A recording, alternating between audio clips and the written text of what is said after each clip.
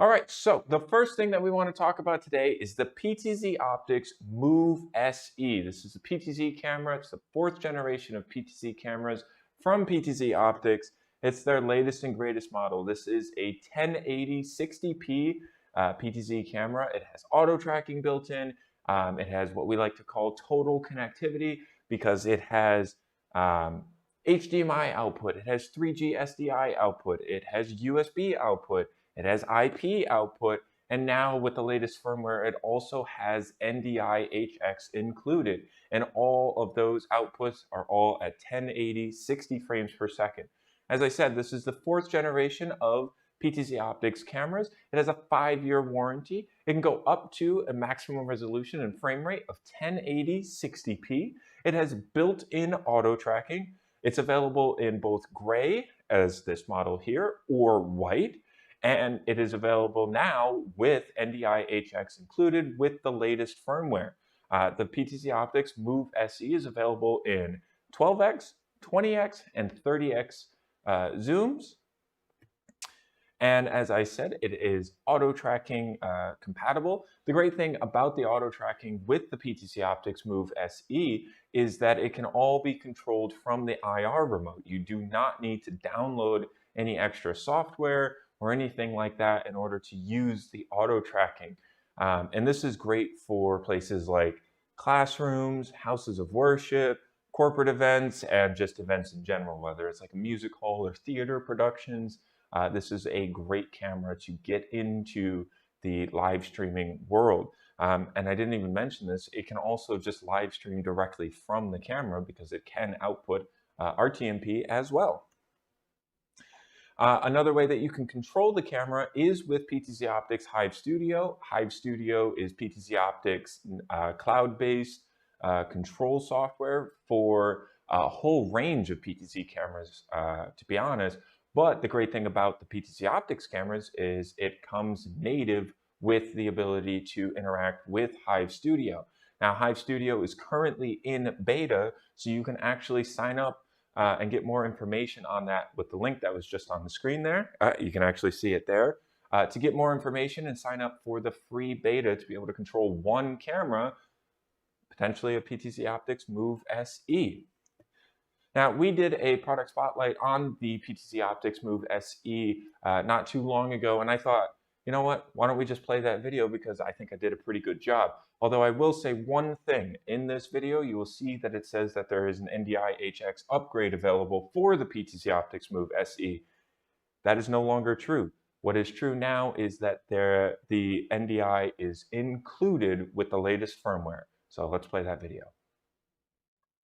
The PTZ Optics Move SE is available starting at less than $1,000.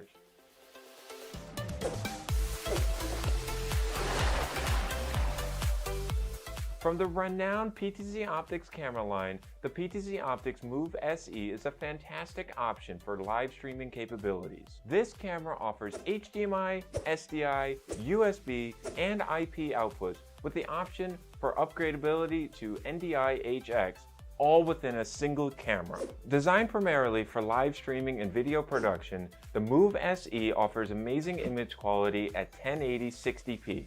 Furthermore, its SONY CMOS image sensor boasts amazing picture quality even in low light situations. The Move SE is offered in 3 variations of zoom lengths: 12x, 20x, and 30x.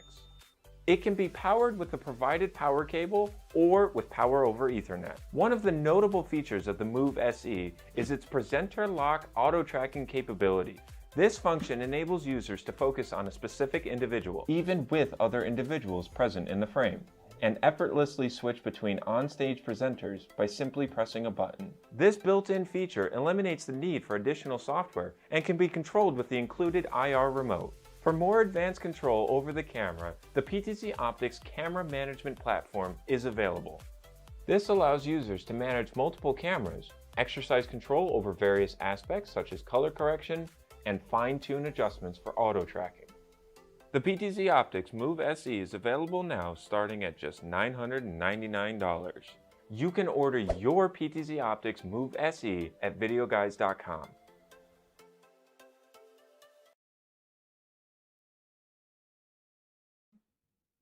That's a lot of information on the PTZ Optics Move SE. Again, I just want to clarify that the NDI-HX upgrade is now free and available with all PTZ Optics Move SE models. So for more information, make sure to just check out the latest firmware update.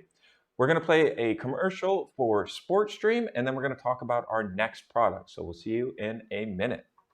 Coming soon, SportStream. That's sportstream.us. Sign up now. 3 days, we're going to teach you all about how to stream live sports, from independent kiddie sports and youth leagues to high school to college to professional sports. If you're streaming or producing sports, you're going to want to watch this 3 educational days of webinars, user stories, and more on the latest technology. September 10th through the 12th. On the 10th, getting started with sports production. On the 11th, how to elevate your sports video with broadcast production tools. And on the 12th, remote production workflows to increase opportunities for sports coverage.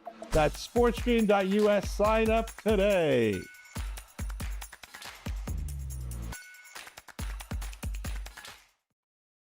Sorry, just setting up here for a second. All right, the next product that we want to talk about is the Kiloview E3. The Kiloview E3 is a dual channel encoder that allows you to take an SDI and an HDMI source and simultaneously encode them to an IP protocol of your choice. Now, there is, of course, an HDMI and an SDI port on the back of the E3, and just a single Ethernet port connected to a network switch allows you to be able to encode those 2 signals. Now, the E3 has the ability to choose between either encoding in H.264 or H.265. So you have the option to choose whatever protocol that you want to use on your network. If you need to save a little bit more bandwidth, you can use HEVC. And if you don't, you can use H.264. In our little scenario here, we are using H.264 and not having any issues at all. Now, the great thing about the Kiloview E3 is that you can encode to NDI like we are here. So if I want to have Adam show us this camera right here, you can see, I'll pick it up and you can see that this is a live feed from our Lumix camera here. And we also have this camera connected, which this is a Panasonic CX-10. And you can see as I move the camera, this is another live feed, and we just have them both connected into our Kiloview E3 here. Now, we are using it to send an NDI-HX2 signal to our network and then be able to pull them in as inputs on our TriCaster. But you don't have to use the E3 for just NDI. There are plenty of IP protocols that you can use with the Kiloview E3, such as RTMP, SRT, RTP, RTSP. There are plenty of different options that you can choose from. And also you can choose between NDI-HX2 or NDI-HX3. We did a video, I think 2 weeks ago, explaining the differences between full bandwidth NDI-HX2 and NDI-HX3. So I definitely recommend that you check that out if you want to know why you might choose NDI-HX2 or HX3. Now, I did mention that you can simultaneously encode both the HDMI and the SDI. If you want to get the 4K capabilities out of the HDMI, then you will only be able to encode one source at a time. If you want to encode multiple sources at the same time, you will be limited to streaming at 1080 60p. So that is just something that you will want to keep in mind. If you put a 4K signal into the HDMI and a 1080 signal into the SDI, the device will automatically downsample to 1080 for both signals. So just something to keep in mind. One of my favorite features of the Kiloview E3 is that it has a little LCD screen on the front of it, and it has touch-sensitive buttons. If we could pull up our close-up camera here for a second, if I can hold this up, and I want to show that off a little bit. Give us 1 second. Okay, so as you can see, now if I touch this, because it wasn't sleeping, you can see that there is a little screen on the camera, on the unit here, and this will give me a lot of great information, such as making sure that the unit is receiving both the signal from the HDMI and the SDI port. But my favorite feature is that if I scroll through the menus, it will show me the IP address of the unit, and that's how you access the web GUI to be able to control the unit. And you no longer have to fumble and get another external software to find the IP address of your device. There's an LCD screen built in right away that makes it super easy to access that web GUI to be able to change your streaming destinations. Let's keep that right there and I'll show you that there it is. There's our IP address for our E3.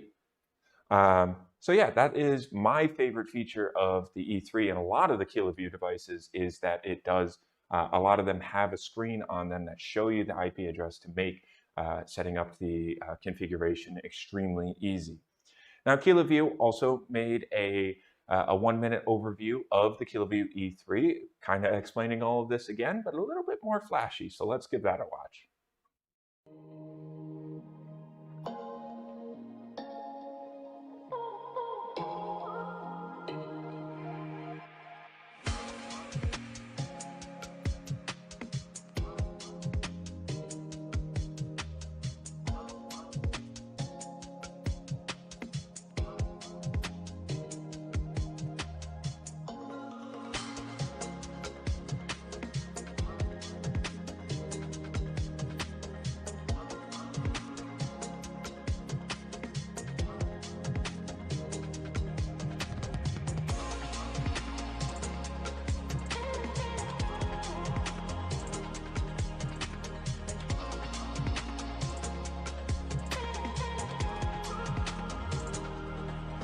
How are you doing? I'm working.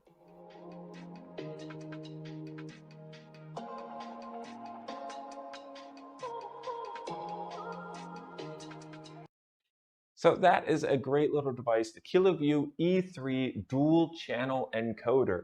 We're going to play another commercial for SportStream, and again, we will be back in just one moment to talk about our last product.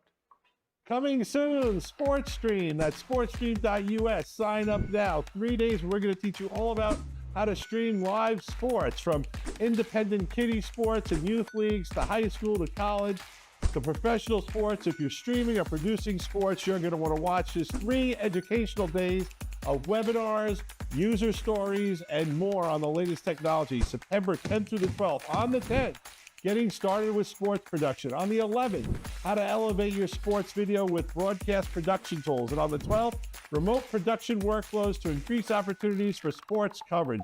That's sportstream.us. Sign up today.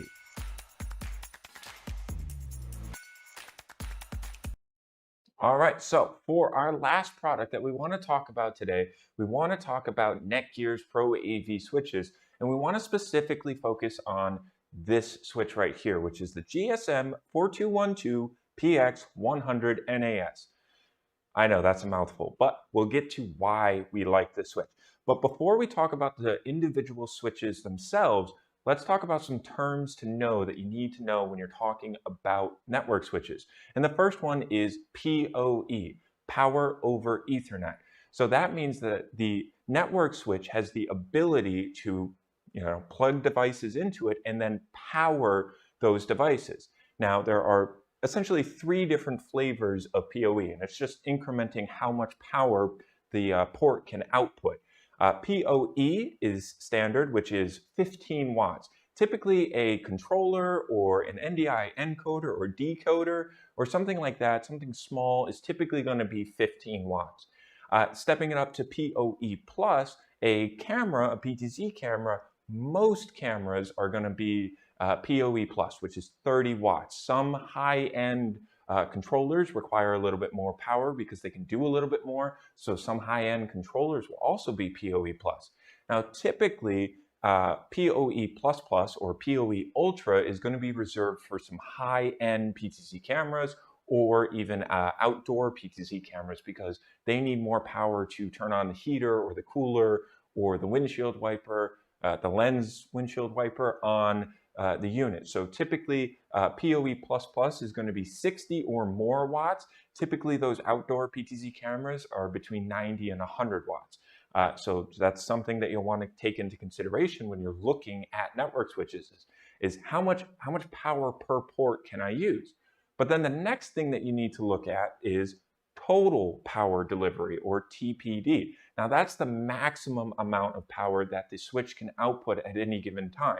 So if a switch has 60 watts of total power delivery, but it's a PoE plus switch, that means technically each port on the switch can do PoE plus 30 watts, but once you get to 60 watts, you will run out of total power for the switch. Lastly is SFP, or small form factor pluggable.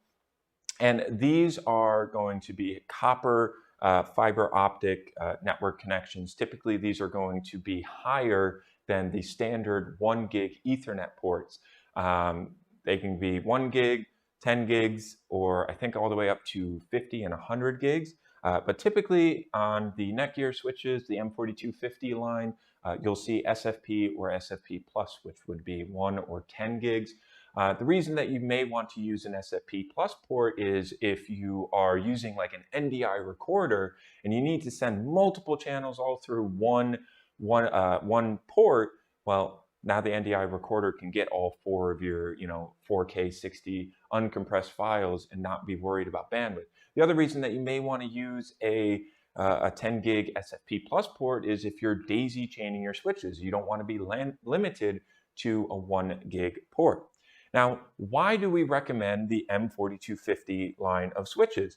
And first and foremost, they're engineered for AV over IP. There are different presets for not just NDI, but also Dante and Dante AV. NETGEAR is also committed to this Pro AV. They put out wireless access points. They are, increasing the number of ports on these switches, the M4350 line of switches. They're making SMPTE switches.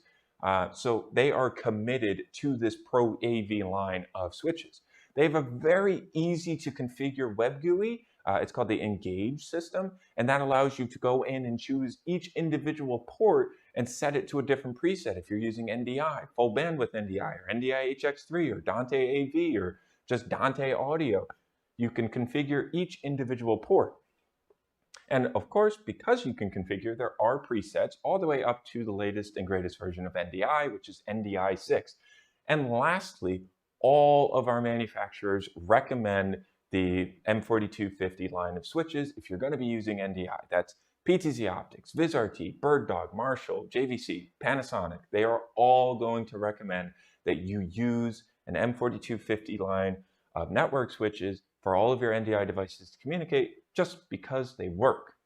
We have a little video that talks specifically about their not their desktop switches, their rack mountable switches here, and then we'll go in and we'll kind of tell you a little bit of the differences between these two switches here. So let's play that video. Introducing the all-new NETGEAR M4250 series AV line switches. Engineered and designed from the ground up to exceed the increasing demands of AV professionals.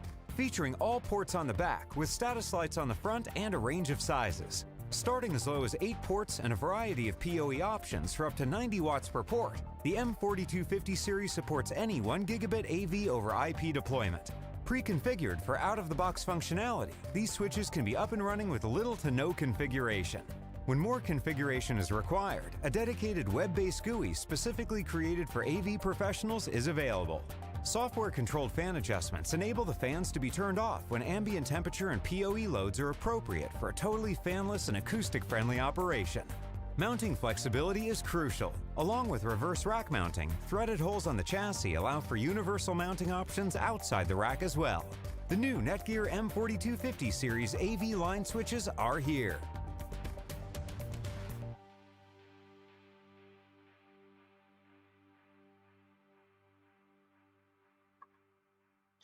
One thing that I want to say right off the bat is I have the wrong name for this switch right here. We're going to be talking about some of the differences between these two switches, and I have the wrong name of this switch here. It is actually the GSM 4212PX100 NAS. So just the way that we'll differentiate these two switches is we will say the rack mountable switch and the desktop switch.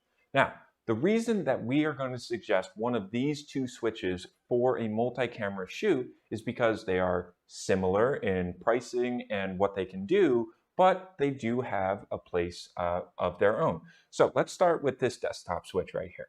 This is an eight port switch that has a total power delivery of 220 watts. Each port on here is PoE plus, so that each port can output a maximum of 30 watts. And then it has two SFP plus ports right here that you can see.